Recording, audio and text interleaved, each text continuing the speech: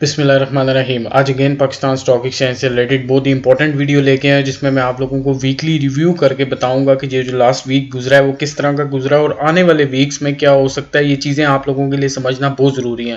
Information share کرنے سے پہلے ہمیشہ یہ ریکویسٹ ہوتی ہے اگر آپ لوگوں نے چینل سبسکرائب نہیں کیا تو کائنڈلی میرے چینل کو سبسکرائب کر لیجیے. ویڈیو اچھی لگتی ہے لائک کیجیے اور کمنٹ سیکشن میں اپنے ویوز لازمی دیجیے. جلدی سے میں اسٹارٹ کرتا ہوں اور آپ لوگوں کو سب سے پہلے بتاتا ہوں کہ اس ویک میں فورن سیلنگ ہوئی ہے 15.3 ملین روپیز کی ایز کمپیئر ٹو. اگر لاسٹ ویک کے ساتھ اس کا کمپیریزن کیا جائے تو لاسٹ ویک جو سیلنگ کی تھی فورن انویسٹرز نے وہ 2.4 ملین روپیز کی تھی. تو بہت بڑا جمپ ہے. اٹس مین کہ فورن جتنے بھی ہیں وہ نکلتے جا رہے ہیں مارکیٹ سے.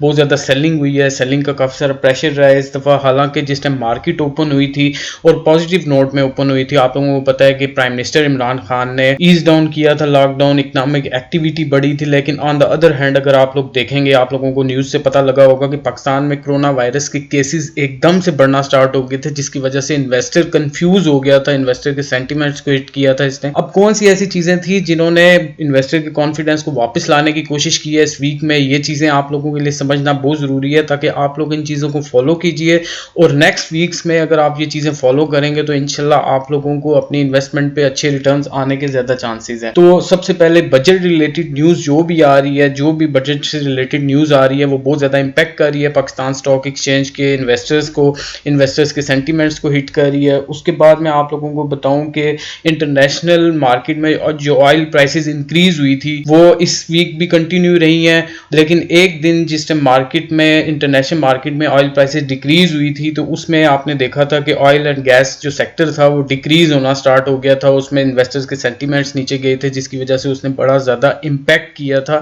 آئل سیکٹر کو. پھر اس کے بعد آپ لوگوں کو ایک اچھی نیوز ملی تھی انویسٹرز کے لیے کہ نیشنل سیونگز کے ریٹ گورنمنٹ نے کم کیے تھے 200 بیسس پوائنٹس, مین کہ 2% ڈیکریز ہوئے تھے نیشنل سیونگز کے ریٹ جس کی وجہ سے انویسٹرز کو کانفیڈنس آیا تھا کہ جتنے بھی انویسٹمنٹ ہوئی ہے نیشنل سیونگز میں تو ایک بڑی انویسٹمنٹ آنے کے چانسز تھے پاکستان اسٹاک ایکسچینج میں. تو اس دن آپ لوگوں نے شاید دیکھا ہوگا کہ ٹیوزڈے والے دن جس ٹائم یہ اناؤنس ہوئی تھی, ٹیوزڈے تھا یا تھرسڈے تھا جس دن یہ اناؤنسمنٹ ہوئی تھی, تو اس کے بعد میں نے ایکسپلین بھی کیا تھا مارکیٹ دوبارہ اوپر آئی تھی, انویسٹرز کی کانفیڈنس کو بہت زیادہ اوپر لے کے گئی تھی. پھر اس کے بعد آپ لوگوں نے ایک ٹرینڈ میں آپ لوگوں کو اس پکچر میں اگر آپ لوگ دیکھ رہے ہیں تو وینسڈے کو مارکیٹ نیچے گئی ہے. تو اس ویک ہوا یہ ہے کہ 3 دن مارکیٹ اوپر گئی ہے اور 2 دن مارکیٹ نیچے گئی ہے اور وینسڈے فرسٹ ڈے تھا جس دن مارکیٹ نیچے گئی ہے.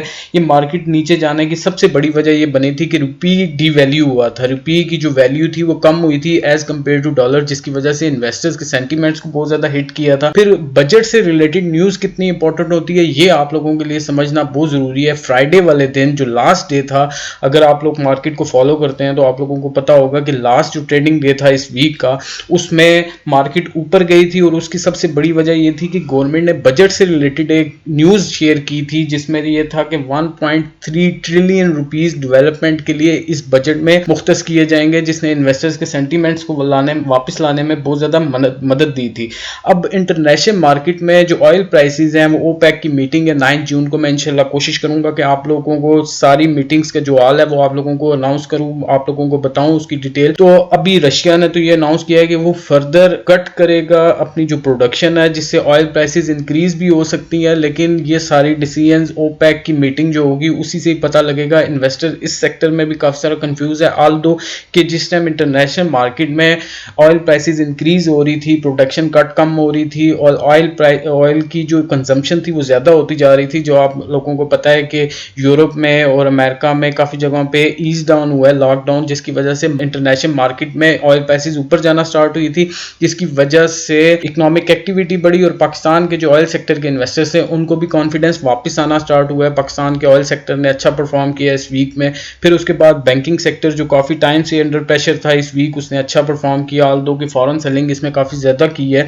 جو فورن انویسٹرز ہیں انہوں نے بینکنگ سیکٹر سے کافی سارا پیسہ نکالا ہے کیونکہ انڈر پریشر ہے. ان لوگوں کو بھی پتا ہے کہ کرونا وائرس کی وجہ سے کچھ بھی ہو سکتا ہے, دوبارہ لاک ڈاؤن لگ سکتا ہے جس کی وجہ سے اکنامک ایکٹیویٹی کم ہو سکتی ہے اور بینکنگ سیکٹر کافی سارا انڈر پریشر ہو سکتا ہے. اور اس کے بعد جو میں آپ لوگوں کے لیے یہ جو چیزیں میں آپ لوگوں کو بتاتا ہوں یہ بہت ضروری ہے آپ لوگوں کے لیے سمجھنا. میں بریفلی کوشش کرتا ہوں کہ آپ لوگوں کو ون بائی ون کوئی ایسی چیز بتاؤں اور آپ لوگوں کو اس سے فائدہ ہو. اور لاسٹ ویک جو میری ویڈیوز تھی اس ویک کی آپ لوگوں نے اگر مجھے فالو کرتے ہیں آپ لوگوں کو پتہ ہے کہ میں ایک ایک پوائنٹ آپ لوگوں کو فیکٹس کے ساتھ ڈسکرائب करता हूँ। और ये जो मार्केट वॉच आप लोग देख रहे हैं, ये मार्केट वॉच का डिस्क्रिप्शन में हर दफ़ा डिस्क्रिप्शन में शेयर करता हूँ। आप लोग इसको पढ़ने की आदत बनाएं ताकि आप लोग एक अच्छे इन्वेस्टर बन सकें। सिर्फ ये ज़रूरी नहीं है कि आप डे ट्रेडिंग करें और डे ट्रेडिंग में भी आपको कहीं से सिग्नल मिल जाए कि ये वाला शेयर बाय कर लो, ये सेल कर लो। तो आप लोगों को पूरी अंडरस्टैंडिंग होनी चाहिए कि पीछे लॉजिक क्या होती है। तो ये मैं कोशिश करता हूँ आप लोगों को बताने की कि किस तरह से मार्केट चलती है। ये चीज़ें समझना आप लोगों के लिए कितना ज़रूरी है। आप लोगों को जिस तरह से मैं अल्हम्दुलिल्लाह चीज़ें एक्सप्लेन करता हूँ,